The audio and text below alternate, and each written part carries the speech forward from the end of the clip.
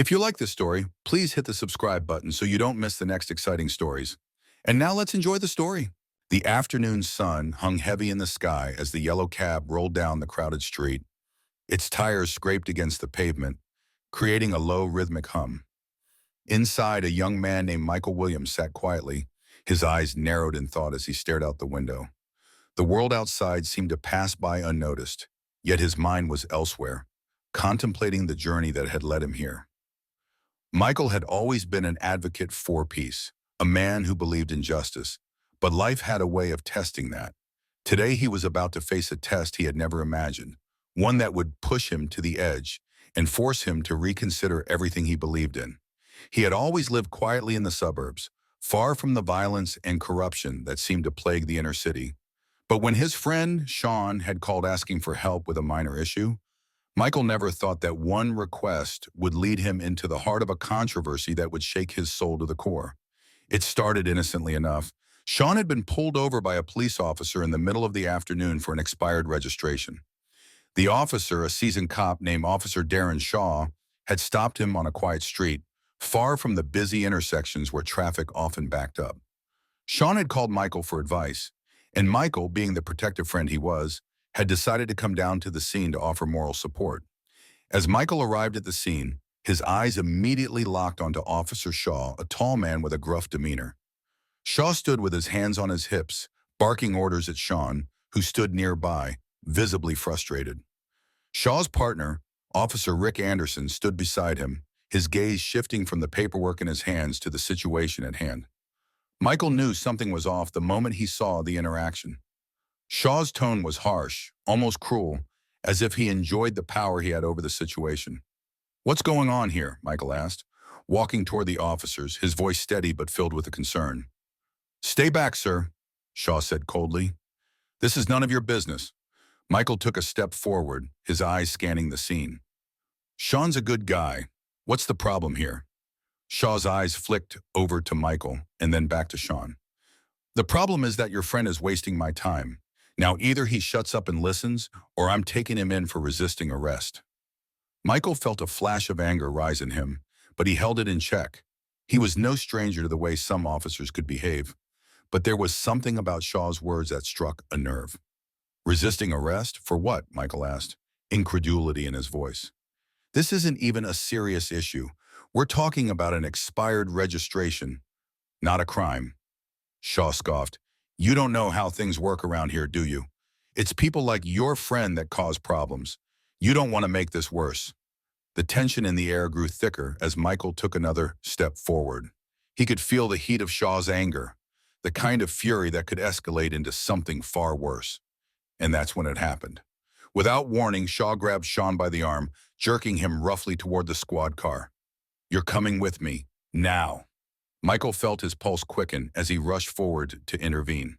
"Hey, let him go," he shouted, grabbing Shaw's arm and yanking it away from Sean. That was the moment when everything changed.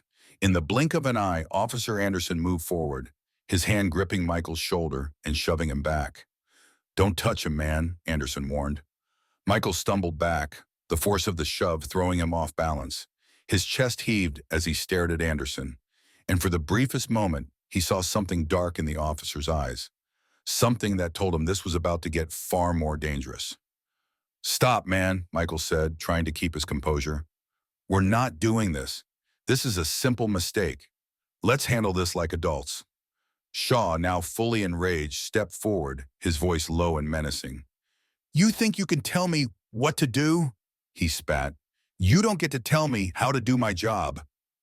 Michael stood his ground, his hands trembling with the effort to remain calm. "I don't care if you're a cop. You don't have the right to treat people like this."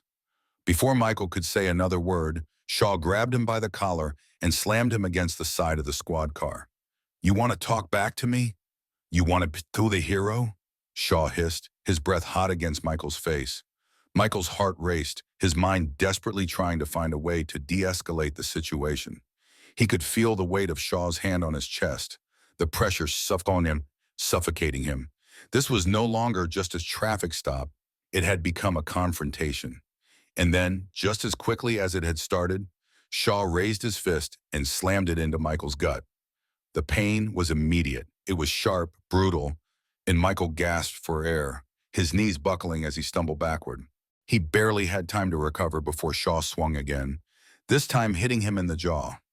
Michael's world spun, and the only thing he could focus on was the sound of his own heartbeat, thudding loudly in his ears. Sean, watching in disbelief, shouted, "Stop! Please stop!" But it was too late. Shaw's partner, Anderson, stepped forward, his baton now drawn. He didn't hesitate. He swung the baton at Michael, landing a strike across his back. Michael cried out, the pain overwhelming him. But just as quickly, his resolve hardened. He wasn't going to let these officers get away with this. He wasn't going to be a victim. With a surge of adrenaline, Michael pushed off the car, and using every ounce of strength, he shoved Shaw away from him. "You won't get away with this," he growled. Shaw's eyes flared with anger, but before he could retaliate, Michael felt a sharp pain in his side, a kick from Anderson, sending him crashing to the ground. As Michael lay there, gasping for breath, Shaw stood over him, breathing heavily.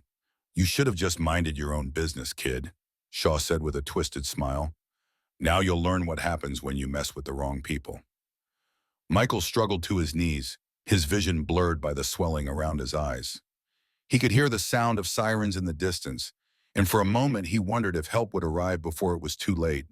But deep down, he knew the fight had only just begun. Michael's mind buzzed with adrenaline as he lay there on the asphalt, his body aching with the harshness of the attack. His breath came in shallow bursts, and he struggled to keep his vision focused. The world seemed to blur in and out, but one thing remained crystal clear. This wasn't just a random incident. It was an example of the power imbalance that so many had warned him about, the kind of systemic corruption that could never be ignored. Officer Shaw and Anderson stood over him, their expressions filled with contempt, as if he were nothing more than a nuisance to be dealt with. The sirens grew louder, a sign that help was finally on its way. But Michael couldn't help but feel a twinge of dread. Was help really coming, or was this just going to get worse? As he struggled to push himself off the ground, his vision blurry from the pain and swelling, he caught a glimpse of Sean, who had stepped forward, trying to intervene. The look of fear in his friend's eyes only deepened Michael's sense of helplessness. But there was no time to dwell on that. If things were going to escalate, he needed to prepare for what came next. "You know," Shaw sneered, "we could just say you resisted arrest. That'll make your little hero act look a lot worse. You'll be lucky to walk out of here." Michael's body tensed at the implication. He knew exactly what Shaw was getting at, twisting the truth, making him the criminal in a situation where he was just trying to stand up for himself and his friend. It was a familiar tactic, one used by corrupt officers time and time again. Michael had seen it before, in news stories, in first-hand accounts of innocent people being demonized. Just as the officers seemed to take a step closer, the screech of tires signaled the arrival of backup. A patrol car pulled up, and out stepped two officers, their uniforms neat and pressed. They took one look at Michael, bruised and bloody, and then turned to Shaw. "Everything okay, Officer Shaw?" one of the newcomers asked, his tone neutral, almost dismissive. Shaw straightened, adjusting his belt as if the encounter hadn't just turned violent. "We're handling it," Shaw said curtly, nodding toward Michael. "He's been causing trouble." The second officer glanced at Michael, taking in his battered state, but said nothing. Michael could feel the weight of their silence, the way they ignored the obvious signs of police brutality. This wasn't just an isolated incident. It was a reflection of something much deeper, something ingrained within the system that allowed this behavior to thrive unchecked. "We'll take him in," Shaw continued, his voice laced with authority. "Get the cuffs on him, and let's get out of here before this turns into a bigger scene." Michael's heart raced, his mind frantically searching for a way out of this. He knew that he couldn't just let it go, couldn't let these officers manipulate the narrative and twist the truth. But how could he fight back when he was surrounded by corruption? He had already seen the way Shaw operated. The man was untouchable, or so he thought. Then a thought struck him, a simple, undeniable truth. There was something that could be done, something he could control. Michael's phone. With shaking hands, he pulled out his phone and began to record. The officers didn't notice at first. Michael's finger hovered over the screen, capturing every detail of the scene. The way Shaw and Anderson stood over him, the way the new officers silently observed. He recorded their voices too, every word Shaw said, every command that went unchallenged. Michael knew that video evidence could be a game changer. It could expose them for who they truly were, for the lies they were about to tell, and for the violence they had just inflicted on him. As Michael continued to record, Shaw's eyes narrowed, his suspicion rising. "What the hell are you doing?" Shaw snapped, turning sharply toward Michael. The officers standing by didn't seem to react, but there was a shift in the air, an unspoken tension that hung over them all. Michael's finger hovered over the screen, and for a brief moment, he considered stopping the recording. But then he thought of the countless others who had been silenced by corrupt systems like this, and he knew that he couldn't let that happen. "I'm just documenting what's happening," Michael said, his voice steady despite the fear bubbling inside him. "Put that away," Shaw barked, stepping forward. "We don't need your lies on film. You want to make this worse for yourself? You want to spend more time in the hospital?" Michael didn't flinch. "I'm not going anywhere until you explain why you just attacked me. You can't cover this up, Shaw." At that, Shaw's face twisted with rage. "You're asking for it," he growled. "You think you're the hero here? You're nothing but a criminal in the making." Michael's mind raced as Shaw's words echoed in his head. He knew that Shaw wasn't just making threats. He was testing him, pushing him to break. But Michael wasn't going to give him the satisfaction. He couldn't let Shaw control this narrative. Not now, not ever. The second officer finally stepped forward, attempting to de-escalate the situation. Right, he said, holding up a hand. "Let's just all calm down." But it was too late. Shaw had already made up his mind. "Take him in," he ordered, turning his back to Michael as if this was all just another routine part of his day. "We'll figure it out at the station." Michael's heart pounded in his chest, but he stood tall. He wasn't going to let them win this time. He wasn't going to let them walk all over him just because they wore badges. As the officers reached for him, pulling him to his feet with rough hands, Michael caught a glimpse of Sean, his eyes wide with fear. It hurt to see his friend so terrified, but there was no time to explain. Michael had already made up his mind. He was going to fight back. He would not let them get away with this. The car ride to the station felt like an eternity. The officers sat in silence, their eyes flicking over to him occasionally. Michael stared straight ahead, his jaw clenched, his mind steeling itself for what was about to come. This was only the beginning. He knew he had to stay strong if he was going to take down the corruption that had poisoned the system. The door to the holding cell clanged shut behind Michael, its metallic echo resounding through the cold, sterile hallways of the police station. He sat down on the bench, his hands still handcuffed in front of him, feeling the weight of the chains pressing against his skin. The pain from the attack still throbbed in his body, his swollen face and bruised ribs a constant reminder of the injustice that had just occurred. But in the silence of the holding cell, amidst the harsh fluorescent lighting and the relentless hum of the air conditioning, Michael felt a strange sense of clarity. He was no longer just a victim. He had become something else, something bigger. He had become a symbol of what was wrong with the system, and he wasn't going to let that go. He remembered the phone in his pocket, the one he had used to record the incident. His heart raced at the thought of the evidence it held, evidence that could potentially change everything. He had captured Shaw's threats, the forceful way he had been handled, and the intimidation tactics that had been used against him. Michael knew that this footage could be the key to exposing the truth. A few hours later, an officer came to his cell, unlocking the door with a loud snap. Michael stood up, his legs stiff from sitting for so long, and followed the officer through the maze of hallways to a small interrogation room.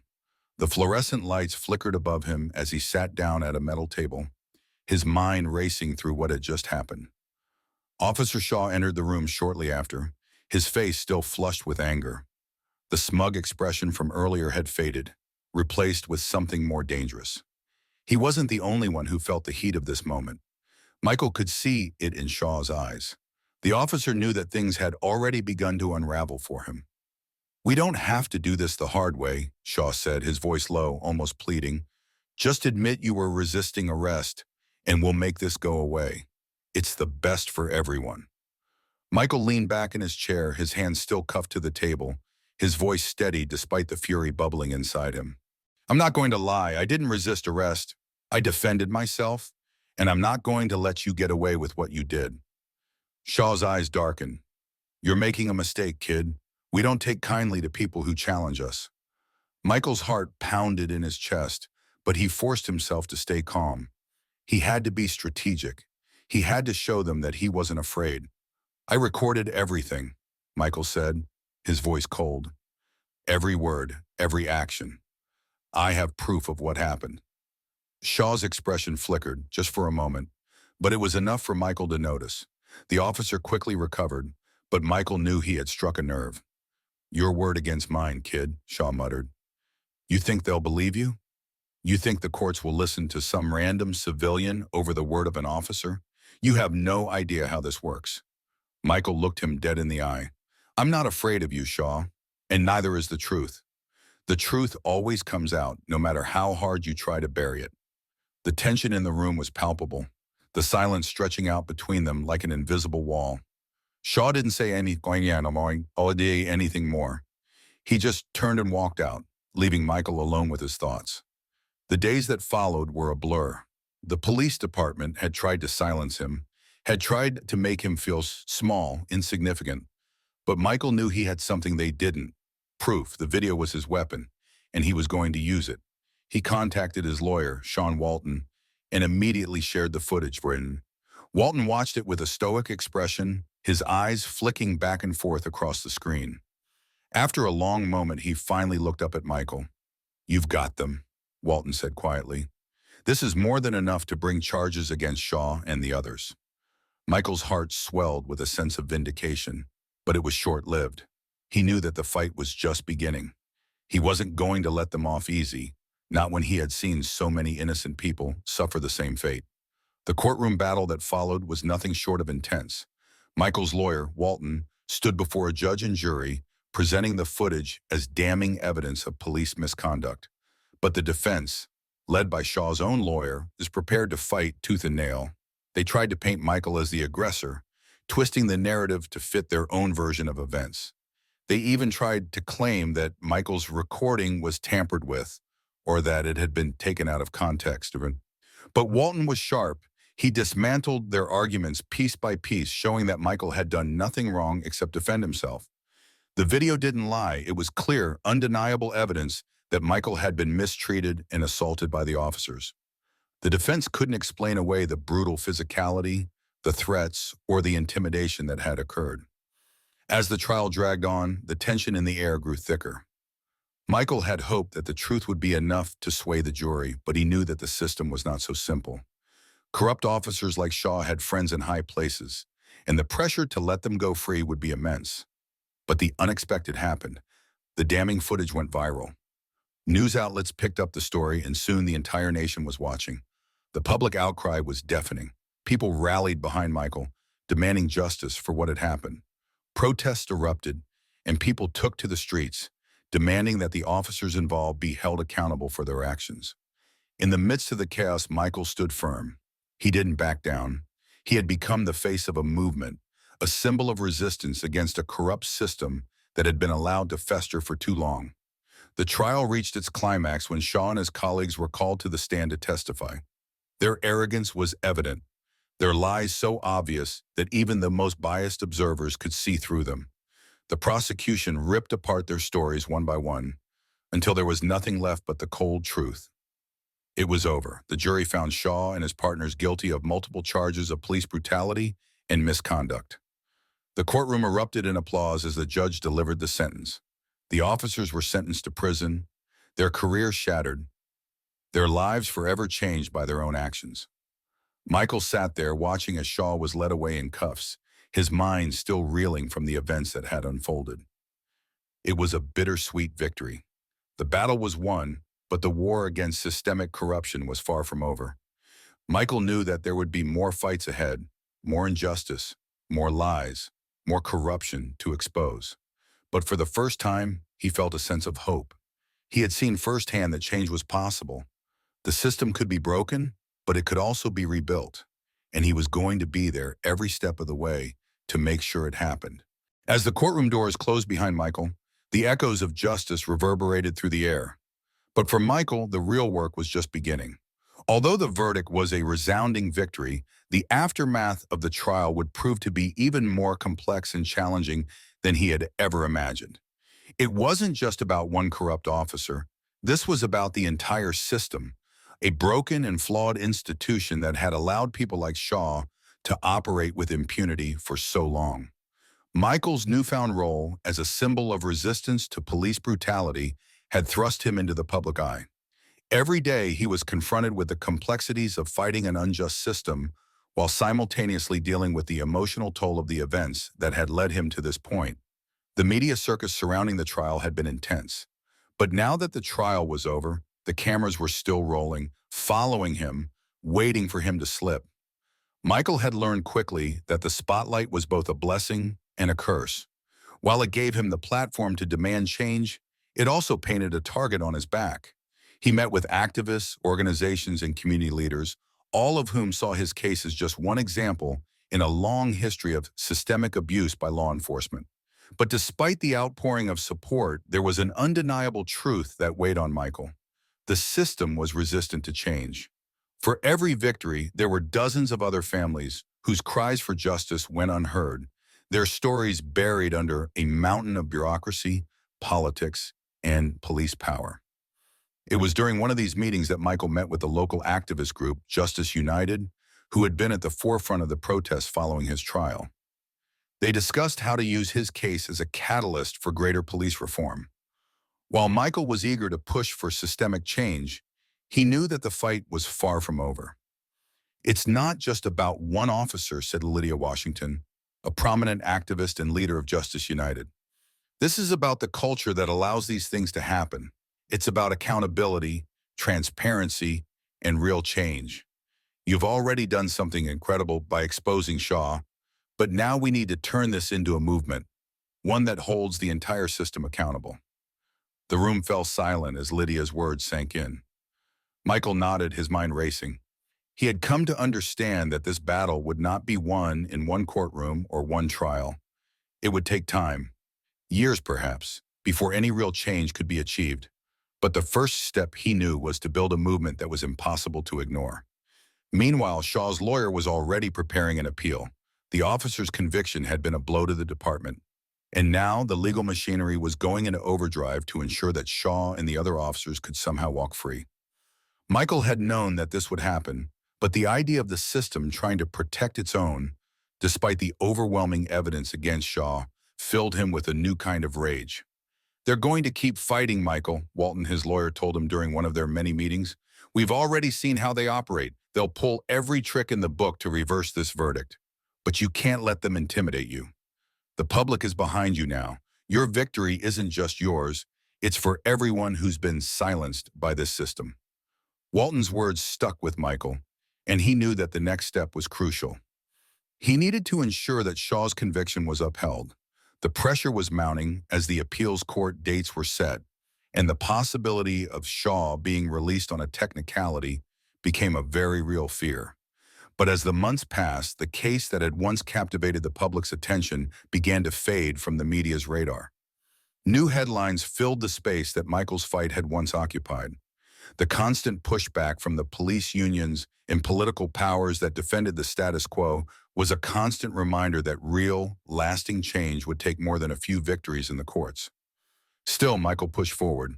He began working closely with other victims of police violence, helping them navigate the complexities of the legal system and offering his support as they too sought justice. His story had inspired many, and he had become a beacon of hope for those who had felt powerless in the face of police brutality. But the more he learned, the more he realized just how deep the problem went. It wasn't just the officers, it was the culture within the police departments. The pervasive belief that officers could do whatever they wanted without facing any consequences. He saw it in the stories of families who had lost loved ones to senseless violence. He saw it in the faces of the mothers, fathers, and children who had been torn apart by a system that was supposed to protect them. One day, Michael received a call from his lawyer. The appeals court had ruled in Shaw's favor, granting him a retrial on a technicality. The news hit Michael like a ton of bricks. It was one thing to face an unjust system, but to have the very conviction that had felt like a victory be taken away was another blow entirely. "They're trying to erase everything we've fought for," Michael said, his voice tight with emotion as he spoke to Walton. "What do we do now?" Walton's voice was calm, but there was a determination in it that steadied Michael's nerves. "We fight. We take this to the highest court. We push back against every lie they tell, every dirty trick they pull. We're not letting them win." It was then that Michael realized that this was more than just about Shaw.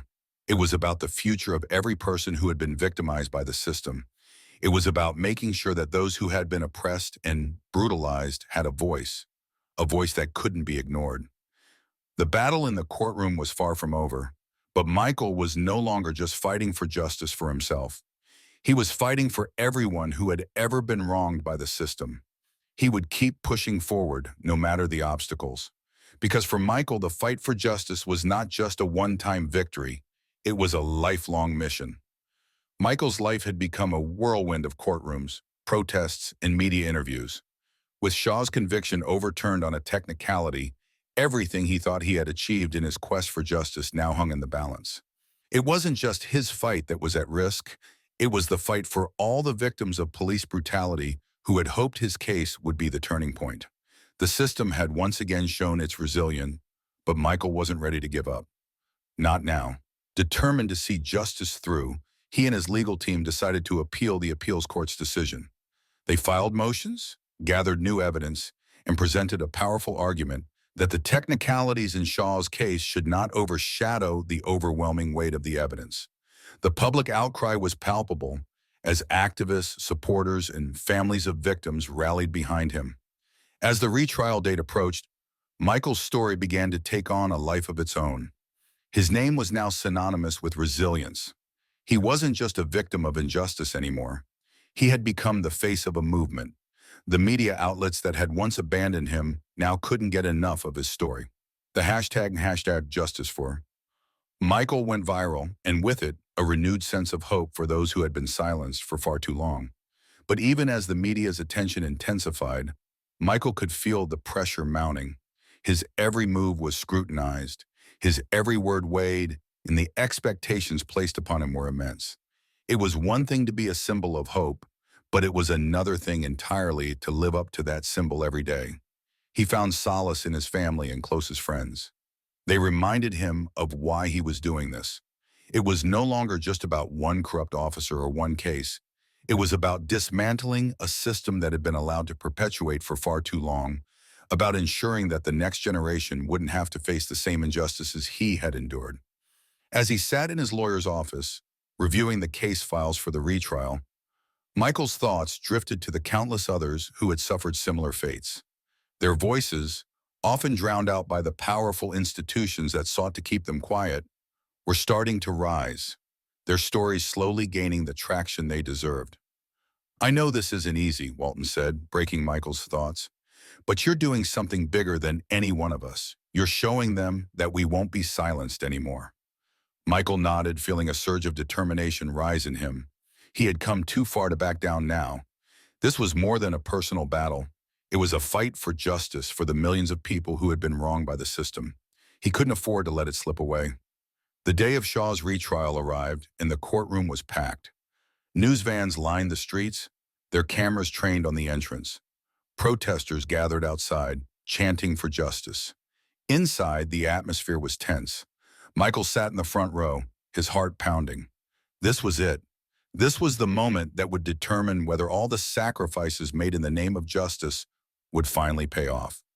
Shaw sat at the defense table, his once confident demeanor now replaced by a sense of unease. His lawyer, who had successfully appealed the original conviction, now faced the daunting task of convincing the court to drop all charges against him entirely. It was a battle Michael wasn't sure he could win, but he knew it was one he had to fight. The trial began with the prosecution laying out its case. The evidence from the original trial was brought forward again. Shaw's actions on the night of the arrest, the excessive force, and the blatant disregard for Michael's well-being. There were new witnesses, new video footage, and new expert testimonies. The prosecution's case was stronger than ever, and Michael allowed himself a brief moment of hope. Then, Shaw's defense team went to work. They focused heavily on discrediting the new evidence, attempting to paint Michael as an agitator who had provoked Shaw's actions. They argued that Shaw had been responding to a perceived threat and that the force used was necessary for his safety.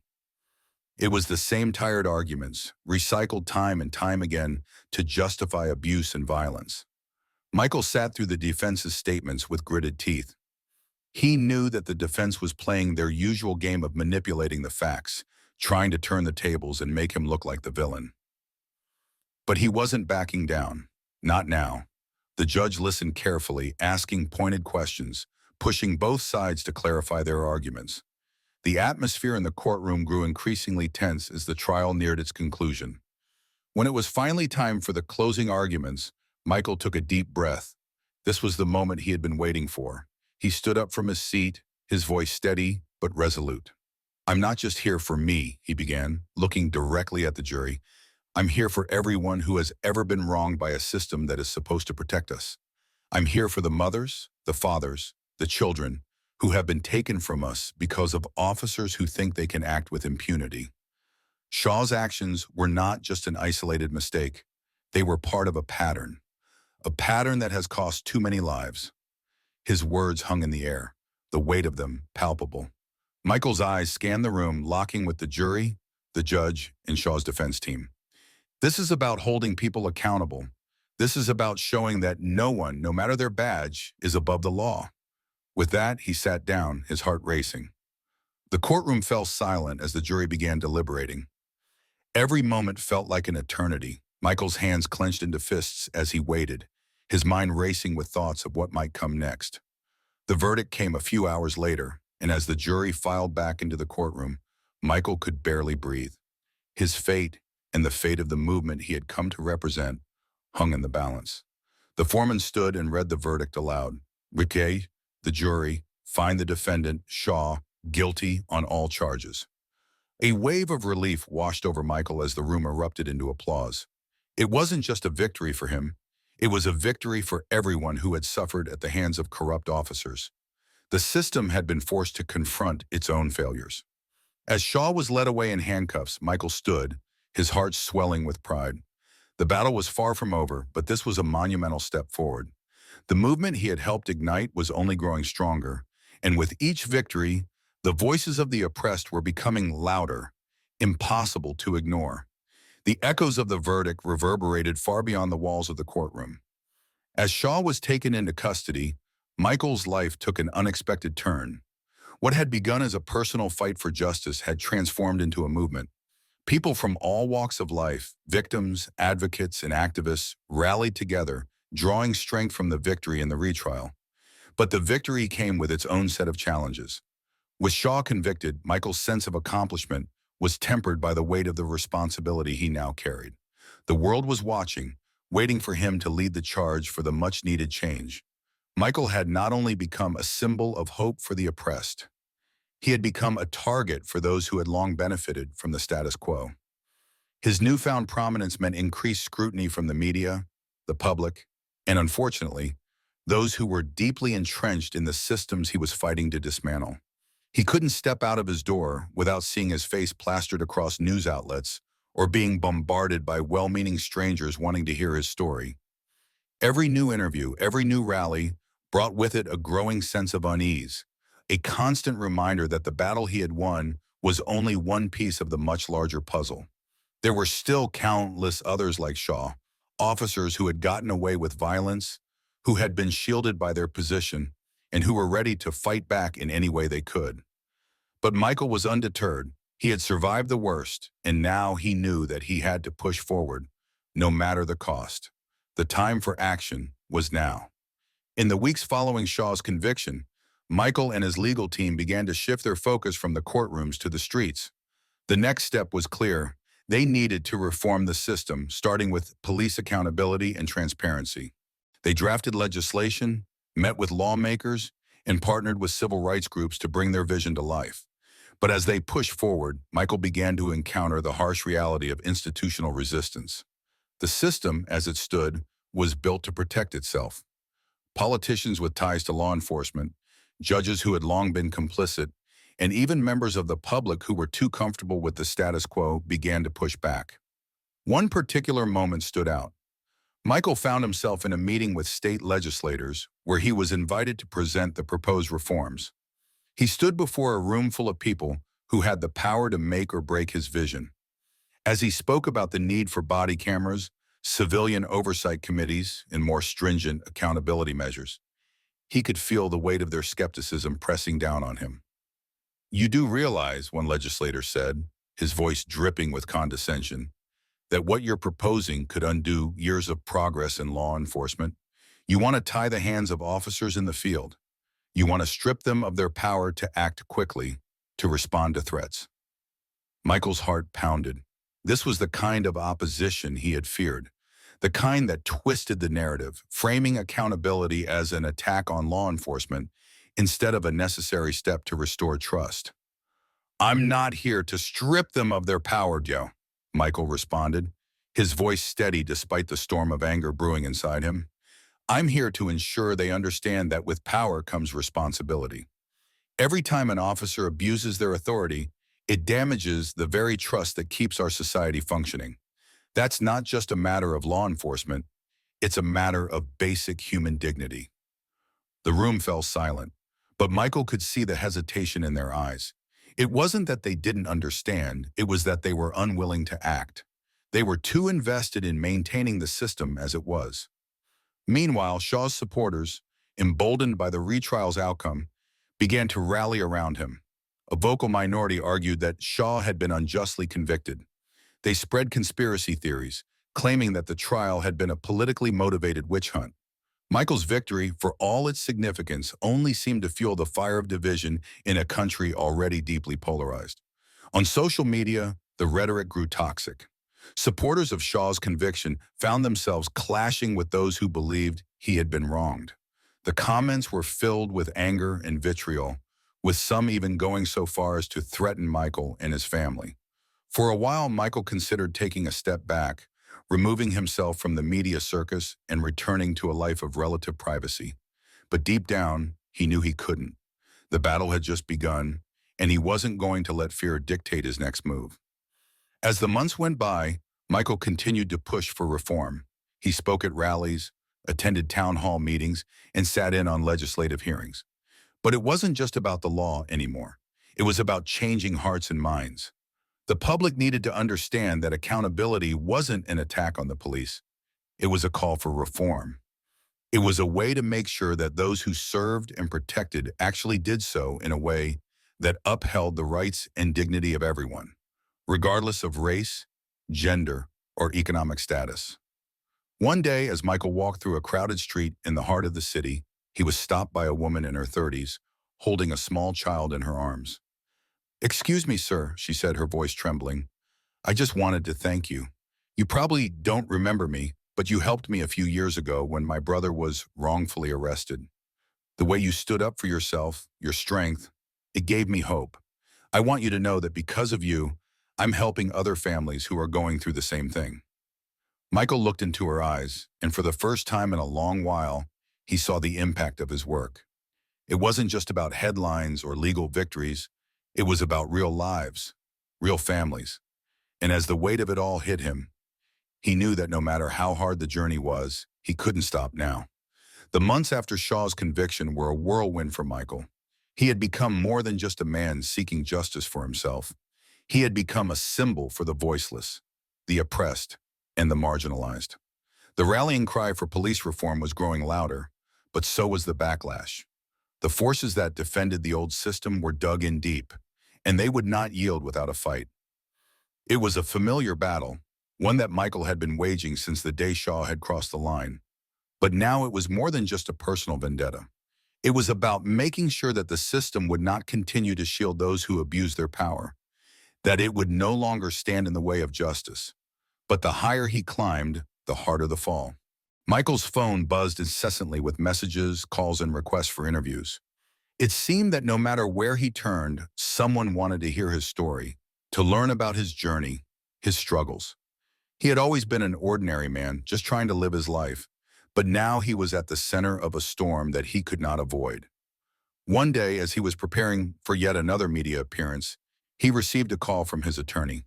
"Michael, you need to get to the courthouse," the voice on the other end said, urgent. "It's about the bill we've been pushing. There's a hearing today, and we need you there to testify on." His heart raced. The bill he had helped draft, the one focused on police accountability and transparency, was facing fierce opposition from powerful figures who were determined to kill it before it could ever become law. "I'll be there," Michael replied, already gathering his notes. He knew that this was his chance to make an impact, to push through the changes that the country desperately needed. When Michael arrived at the courthouse, he was greeted by a sea of reporters, activists, and legal experts, all waiting for the hearing to begin. The tension in the air was palpable. This was it, the moment where the future of his work would be decided. He sat down in the back of the courtroom, listening intently as the proceedings began. The opposing side was making their case, trying to convince the lawmakers that the bill would only hinder law enforcement, that it would tie the hands of officers in critical moments. Their arguments were familiar, fear-mongering tactics that painted accountability as a threat rather than a safeguard. But Michael wasn't backing down. When his name was called, he stood up and walked to the podium, his heart pounding in his chest. He cleared his throat before speaking. "This bill isn't about disempowering law enforcement. It's about restoring trust between the people and the police," he began. "We're not here to villainize the police. We're here to ensure that when an officer goes too far, they're held accountable. We're here to make sure that no one, regardless of their skin color or background, is subject to abuse at the hands of those who are meant to protect them." Michael's voice carried through the room, steady and firm. The room fell silent, all eyes on him.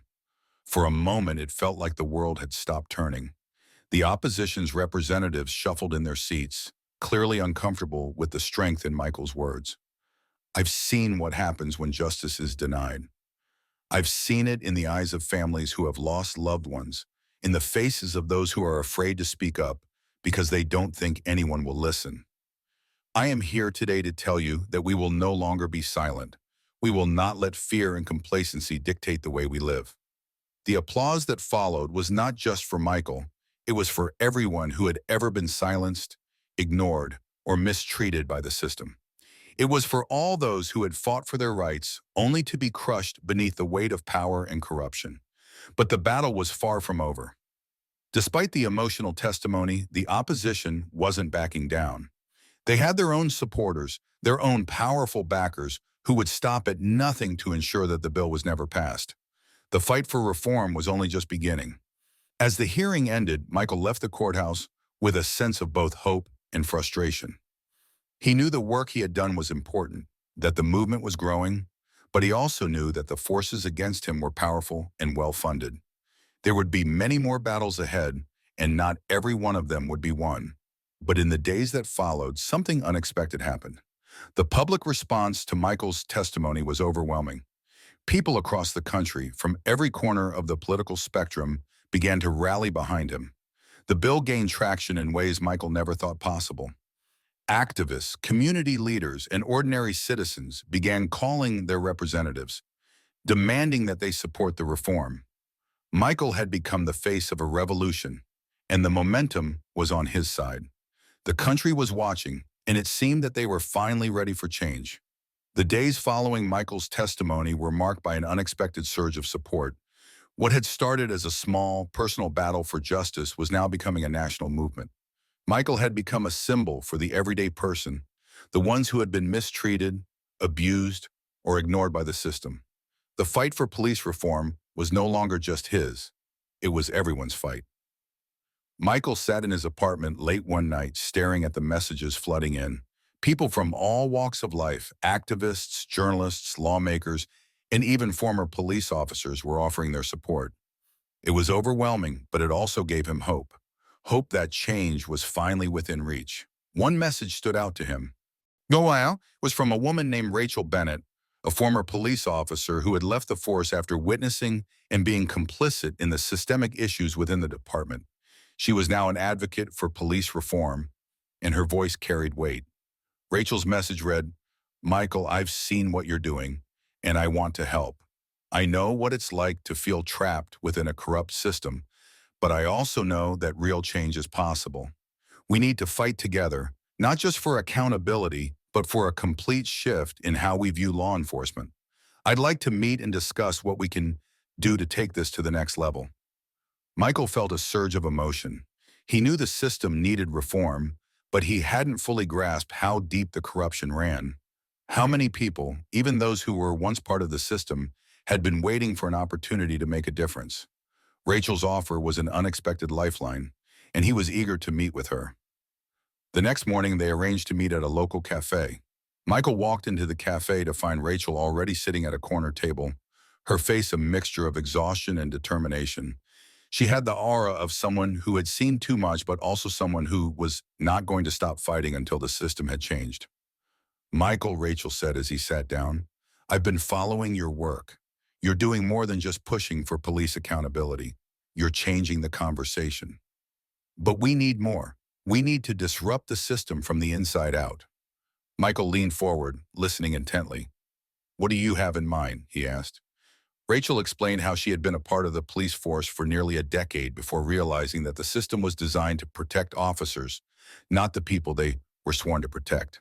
She had witnessed countless instances of corruption, abuse, and cover-ups. But when she had tried to speak out, she was silenced, punished for even suggesting that things needed to change. She eventually left the force, but not without a heavy heart.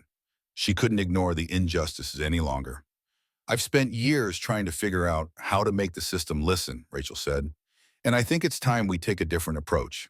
We need to get lawmakers, community leaders, and even former officers like myself to join forces and push for a nationwide reform package, something comprehensive that goes beyond just holding individual officers accountable. Michael's heart raced as he listened. This was the opportunity he had been waiting for, a chance to build a coalition that could bring about real, lasting change. Together, they could challenge the very foundation of law enforcement in this country. Rachel continued, we need to demand more oversight, more transparency, and a complete rethinking of police training. Officers need to be trained to de-escalate situations, to approach every encounter with the understanding that their actions have consequences. But it's not just about training. It's about creating a culture of accountability at every level of law enforcement. The movement began to gain real momentum. Rachel and Michael worked tirelessly, meeting with activists, lawmakers, and members of the media. They crafted a reform proposal that included stronger accountability measures for officers, stricter oversight of police departments, and better support systems for victims of police violence. The proposal also called for an end to qualified immunity, which had long shielded officers from being held accountable for misconduct. Michael knew that this would be a tough sell, but he also knew that without it, true justice couldn't be achieved. As they began to rally support, they encountered fierce opposition. Some political leaders dismissed the reform efforts as anti-police or too radical. They tried to discredit Michael and Rachel, painting them as extremists who didn't understand the realities of law enforcement, but they couldn't silence the people.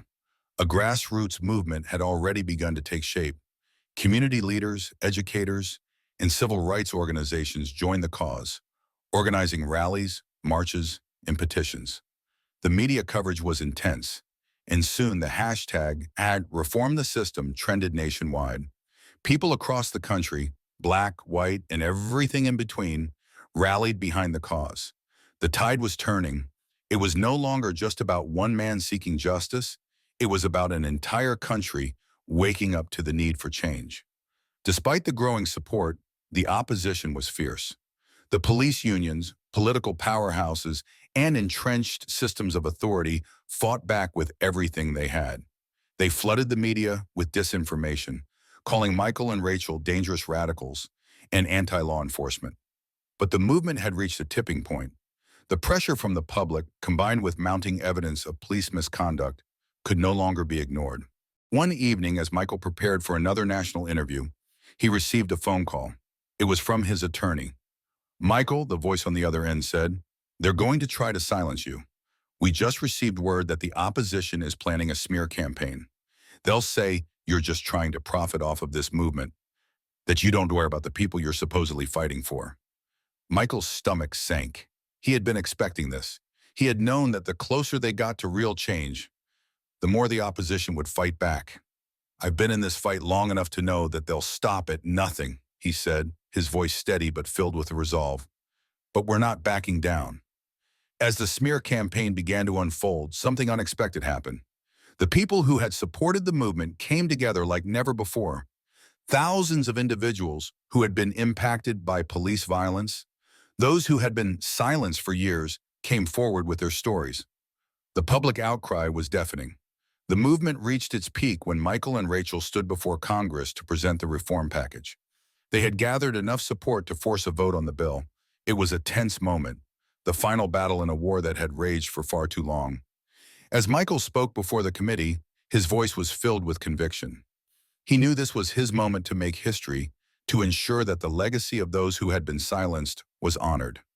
This is not just about police accountability, Michael said, his voice unwavering. This is about restoring dignity to every person who has been treated as less than human. This is about ensuring that the power of the state is never used to oppress those it is meant to protect. It's about justice, real justice for all. When the final vote was cast, the bill passed by a narrow margin, but it passed nonetheless. It was a victory, a hard-fought, well-earned victory. The passage of the reform bill was just the beginning. Over the following years, Michael and Rachel continued their work, ensuring that the provisions of the bill were implemented across the country. They knew that reform was not a one-time event. It was a continuous process. But they also knew that the world had changed, that they had shifted the course of history. As Michael looked out over the crowd at the first national march held in celebration of the bill's passage, he felt a deep sense of fulfillment. The fight had been long, and it had been hard, but it had been worth it. He had stood up when others stayed silent, and in the end, it had made all the difference. The system was not perfect, but it had been changed. And for the first time in a long time, Michael felt a sense of peace. The battle for justice was far from over. But for Michael, this victory marked the beginning of a new era, one where accountability and fairness were no longer optional, but a guarantee for all. Years later, Michael would be remembered not just as the man who fought for change, but as the one who inspired an entire generation to believe that justice was not something to be taken for granted. His story would be told time and time again, a reminder that one person's courage could ignite a movement that would forever alter the course of history. And in the end, Michael knew that true justice wasn't about winning a single fight. It was about making sure that every person, no matter who they were or where they came from, had the same chance to live in a world where they were treated with dignity and respect. Thank you for watching this video. If you enjoyed it, please support me by clicking the logo in the bottom right corner to subscribe to my channel. This way you won't miss any of the exciting stories coming up. Thank you so much.